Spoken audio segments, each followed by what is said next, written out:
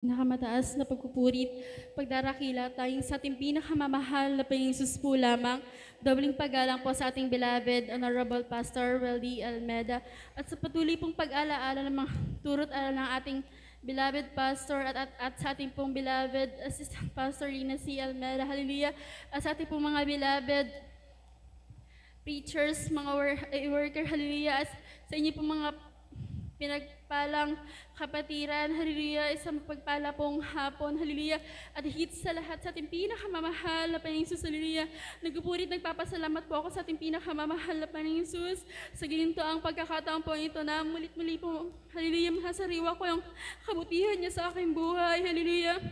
Nasalamatan ko po ang ating pinakamamahal na Panginoong Hesus. Simula po na makakilala po namin siya dito sa banal na gawain dito. Hallelujah.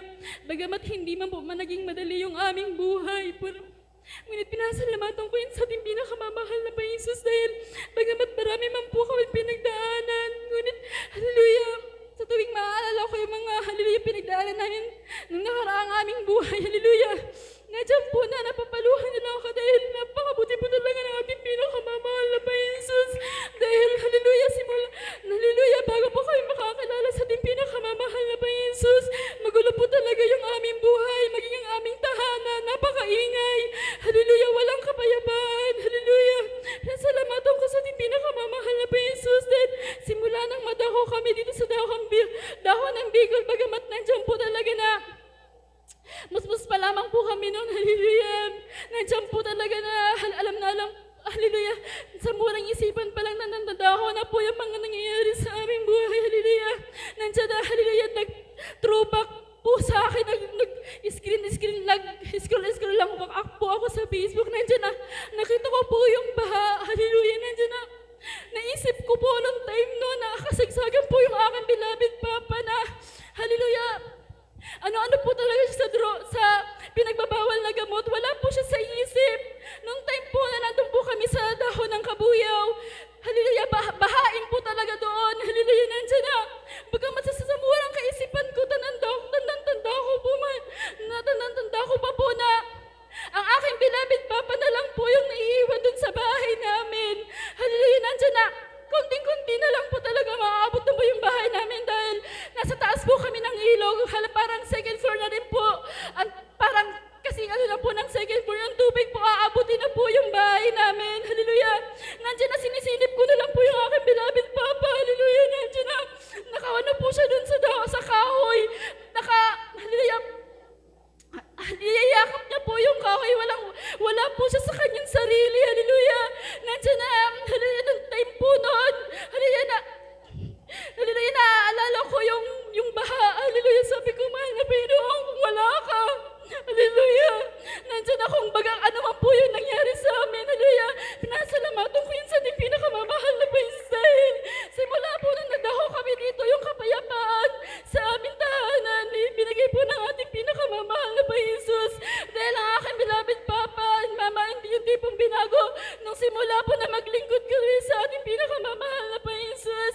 At pinasalamatan ko rin po sa ating pinakamamahal na Panginoon Hesus na hallelujah, nandyan po na, hallelujah, nag-online selling po ako, hallelujah, nandyan na, parang napaisip lang ako na gusto kong kumain, gusto ko pakainin ng grapes yung aking mga beloved anak, hallelujah, nandyan na, may nag-post na po about dun sa grapes, pero hindi ko po iniintindi, ayoko pong parang wala po ako sa mood mag-post, pero nung time po na nag-post po ako, hallelujah, nandyan na, hindi ko po inaasahan na may mag-order po kasi parang inisip ko lang po na gusto ko lang pakainin yung mga beloved anak ko ng grapes. Sabi ko, hallelujah, kung kalooban na ating pinakamamahal na Panginoon, bibigyan niya ako ng puhunan or hallelujah, may hihipuin na seller na ibibigyan niya sa akin at mag-remitan lang ako sa kanya. Hallelujah, hindi po ako binigyan ng ating pinakamamahal na Panginoon. Hallelujah, nandiyan na, sabi ko lang, papatikimin ko lang yung aking mga beloved anak. Ngunit, nandiyan na yung buong buwan po talaga, binigyan po ako ng ating pinakamamahal na nag-supply. Sinupplyan niya po ako, hallelujah, at yung aking seller, nandiyan na remitan po ko sa kanya. Hallelujah, yung mga beloved anak ko, nakakain po sila ng prutas. Pinasalamat ko sa ating pinakamamahal na Panginoon. Sa konting kahilingan ko na gusto ko lang magtinda para lang makakain yung mga beloved anak ko, sobra po yung binigyan ng ating pinakamamahal na Panginoon Hesus. Nasalamatan ko po sa ating pinakamamahal na Panginoon Jesus. Hallelujah, sa mga pagkapalang pinagkulob niyo po sa amin. Nandiyan po na nung church anniversary po, pinasalamatan ko sa ating pinakamamahal na Panginoon Jesus dahil every time po talaga mag-anniversary, nandiyan po talaga yung mga beloved anak ko, inaatake na po yan ng hika, nandiyan po talaga yung hadlang.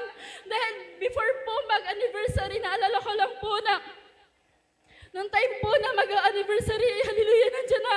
One day before po mag-anniversary, hallelujah, yung aking beloved anak na pangalawa, atakado po talaga siya ng hika, hallelujah, nandiyan na. Bagamat yung aking beloved husband po talaga, hindi ko siya nakakasama sa pagdalo, nandiyan na. Nag-decide po kami talaga na ipa-check up na po kasi ilang araw na po siyang hindi kumakain. Nandiyan na yung lumubog na po yung kanyang mata, hallelujah, nandiyan na pa-check up po namin, hallelujah.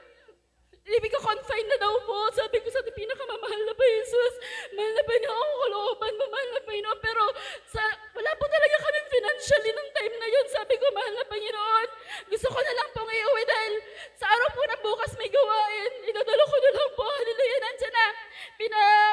Pinapirma po ko ng waiver. Hallelujah, sabi sa akin, ilagay ko raw yung kanin dahilan ko dun sa waiver. Sabi ko, nilagay ko lang dun sa waiver na a-attend po ako ng church anniversary sa araw ng bukas. Hallelujah. Nandiyan na nung time po na lumabas po kami. Hallelujah. Sa dako ng infirmary, dumalo po kami dito pag church anniversary. Nandiyan po talaga yung pagsusuka ng aking beloved anak. Naawa po talaga ako sa kanya. Hallelujah. Nandiyan na. Pagsusumawa ko sa ating pinakamamahal na Jesus. Sabi ko, after po ng gawain, papalens ko siya. Hallelujah. Sa buong maghapon po talaga panay yung suka niya. Hallelujah. Nasalamat ako sa ating pinakamamahal na Jesus dahil malalaya matapos man po yung gawain. Hallelujah. Nandiyan na. Pinagkaroon po ng ating pinakamamahal na Jesus yung kagalingan. Hallelujah. Nandiyan na pinakain na po siya ng ating pinakamamahal na Jesus dahil sa pag-araw ng bukas nandiyan na. Hallelujah. Nakapaglaro na rin po siya. Hallelujah.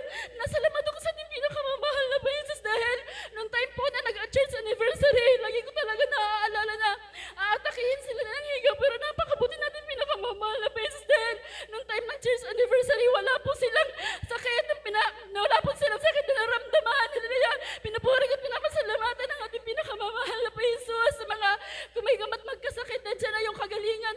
Hindi man po katagalan. Hallelujah. Nandiyan na pinagkakaloob ng ating pinakamamahal na Jesus ang kagalingan. Hallelujah. Pinasalamatan ko rin po sa ating pinakamamahal na Jesus sa mga pagkapala na pinagkakaloob niya sa amin. Hallelujah.